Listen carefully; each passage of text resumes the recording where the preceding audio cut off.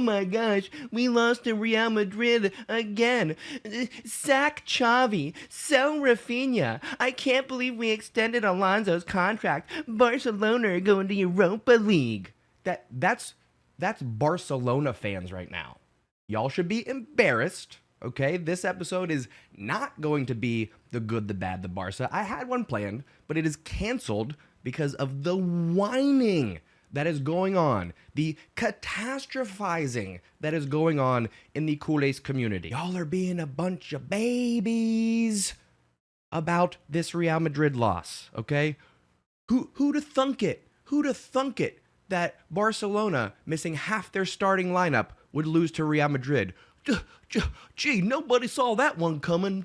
Oh, gee golly. Getting heat from my own community even, within the Stash Squad, which is unbelievable. People targeting me, giving me rude comments, giving me hate. Like I was out there on the pitch for some reason, okay? So, calma, Culés. Calma. My goodness. I'm gonna calma myself, actually, okay? I'm going to talk about the match. I'm going to talk about a few different things, but I'm also going to talk about y'all and your reaction and the pettiness, the lack of perspective that you have. See, I'm not even... with accounts, I'm calling you out, with accounts like Managing Barca, bringing up stuff like, oh, should we sell Rafinha? Rafinha couldn't carry Barcelona past Real Madrid without Pedri, Dembele, Frankie de Jong, and Christensen. He couldn't do it all by himself. We should sell Rafinha. Come on, Managing Barca. Get your shit together. Integrity over views, okay? Integrity over views. That's all I'm saying. We all got to do what we got to do, okay? Maybe you need that money. I don't know. But that is one example of high-level Culés catastrophizing, okay? It's absolutely absurd. So, few talking points, okay? For anyone who is just freaking out about this Real Madrid 4-0 over Barcelona. Oh my gosh, all is lost at Barcelona. All the progress that we made has just gone crumbling down. Let me remind you that we beat Real Madrid 4 of the last 5 matches going into this one, including the last 3. And I think what happened is that Xavi's miracle in the first leg of winning 1-0 without Dembele, without Pedri, I think we were missing somebody else at that time too. Lewandowski, my goodness, how could I forget? Without those 3, Barcelona somehow snuck in to the Bernabeu and got a 1-0 victory. Somehow. Xavi pulling a rabbit with a rainbow-covered mustache out of his butt. A miracle of miracles to get a 1-0 win away from home against Real Madrid without Pedri, without Dembele, without Lewandowski. Had that not happened, maybe y'all wouldn't have these unreasonable expectations for Barcelona. In leg 2, as I mentioned, no Dembele, no Pedri, and now this time, no Frankie de Jong, no Christensen.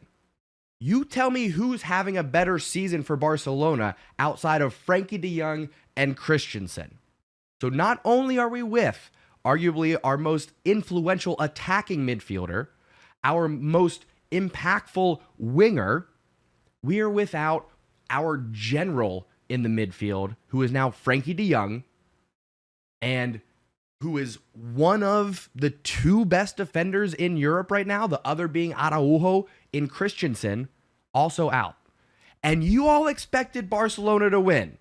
You all still expected Barcelona to win against Real Madrid, who, let's put bias aside, is a world-class team. They are the reigning European champions, and you thought that we could march onto that pitch with half of our starting 11 unavailable, and you're somehow upset at the loss. You didn't see a 4-0 coming with half of Barcelona's team out. You didn't see that coming, and now you're upset. You're angry.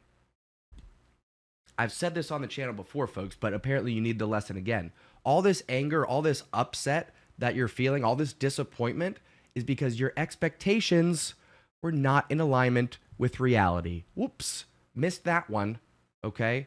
So when I say calma culés, I mean with your expectations.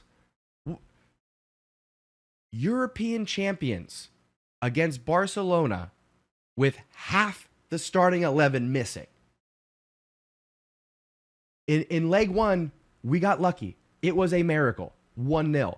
In leg two, reality set in. And now you're just like, oh my gosh, Xavi out. I can't believe this happened. Oh my God, sell Rafinha, sell Ansu Fati, sell all these players. Oh my gosh, how could Franck Kessié give up a penalty? It's just unbelievable. Shit happens, folks. Calma. Have some perspective. We are 12 points clear in La Liga right now, despite not having Pedri for a long chunk of time, despite not having Dembele for a long chunk of time, despite having multiple injuries and setbacks, and still dealing with this financial crisis. Y'all want to just move past it like it's not still a thing. We still have this financial crisis going on that we are managing, and we have the president of La Liga after our club personally. It's his personal vendetta. Okay? All that going on. We're still top of the Liga. We still made it to the semifinal and lost because we were missing half of our starting 11. And y'all just, oh my gosh, no progress. This is a disaster. I don't know what I'm going to do with my life now. Okay?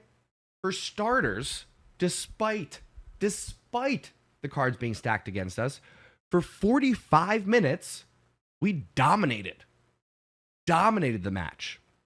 Lewandowski up top doing all kinds of tricks and turns to get space up top.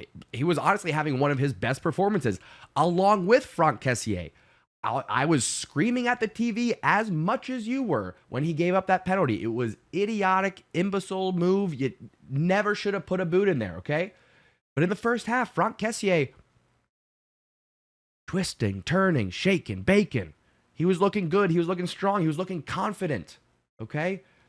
That's what I saw. I saw a glimmer of the best Franck Kessié that we've ever seen. Now, we're going to have to wait and see how he responds to that collapse in the second half. But if we get the first 45-minute version of Franck Kessié the rest of the season and ongoing into next year, I'm happy about that. So while y'all are sitting here going, oh, I hate Franck Kessié and we need to sell him, I'm going, for 45 minutes, Franck Kessié looked good. Looked world class. And I'm excited for that for next season. Have some perspective. You all treat each match like it's in a vacuum. Right here. Win or lose. If we beat Real Madrid, oh, we're the best in the world. Champions League is ours. We can't wait to take on Bayern Munich and Man City and PSG. Top of the world for Barca. But we lose this match and it's, we're going to Europa League. Boo. It's one match with half of our team missing. Pedri, Dembele, Frankie, Christensen. And y'all want to, you guys want to treat this, you want to measure this match up against the results of the rest of the season like that's not a factor.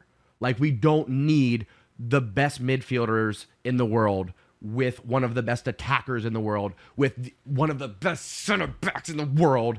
It's not like we're missing Roberto and a Pablo Torre and an Eric Garcia, okay? That's not what's happening here. Gosh, just the reaction from the culés is absurd. I understand being disappointed. I understand being frustrated. My blood was boiling watching Vinny Jr. and Benzema celebrate their goals, knowing that had we had a full Barcelona squad fit and ready to go, this wouldn't be happening.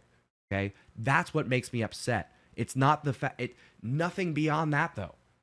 I still zoom out and I look at this year and I think about the progress that Xavi has made, building one of the best clubs in Europe with one of the best defenses in Europe. Okay, so this is a fluke. This is a nothing. I don't even care about this. Am I upset we don't get to play in a Copa del Rey final? Yes. Yes, I am. Am I going to turn on the club and the culés community because of it? No. No.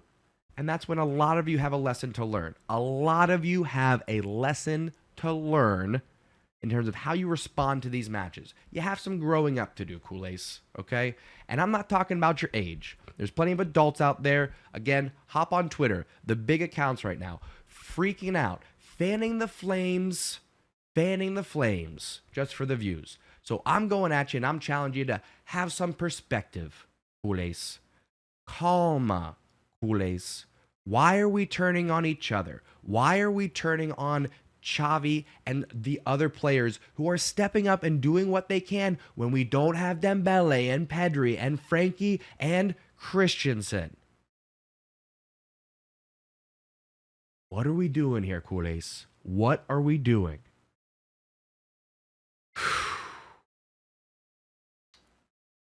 Okay. I blacked out for a minute. I don't know how long that rant was. I'm looking at the timer. We're at 14 minutes. That was probably a good 10-minute rant there. You all needed it. So I'm gonna take a sip of coffee. Nice. I'm gonna turn to the chat. I'm gonna see what y'all have to say. I'm probably gonna smack some of y'all down if you get out of line. All right. I already, like I said, had people coming at me personally in the comments, which I don't appreciate. Keep the conversation going, but this is not a space for you to just dump all of your anger at me, okay? Express your concerns. Express your frustration. Let me know how you're feeling. Don't turn it at me. Don't turn it at other Kool-Ace, and have some perspective. Top of La Liga. Looking good, looking strong when we have all of our players fit and healthy.